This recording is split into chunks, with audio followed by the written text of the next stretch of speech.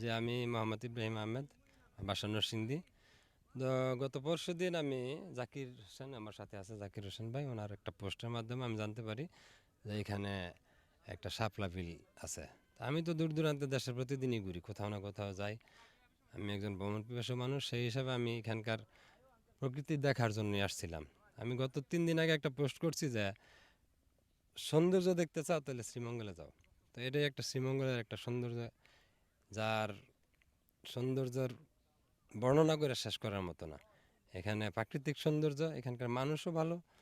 মোট কথা, এক কথায় যেন আপনারা আসতে পারেন এখানে যে কোনো সময়। তাদের আচার ব্যবহারও ভালো, নৌকার যারা মাঝি আছে তারাও অনেক ভালো।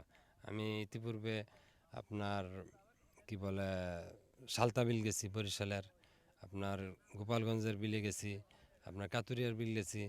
হ্যাঁ, অনেক বিলে গেছি আমি, যেখানে সৌন্দর্য থাকে বাংলাদেশ ওইখানে যাই। কিন্তু এরকম এত ফুলের সমাহার, এত লক্ষ লক্ষ মানে বিঘার বিঘা জমি, শত শত কানি জমি, আমি এরকম বড় বিল আমি আগে দেখি নাই। ধন্যবাদ আপনাকে।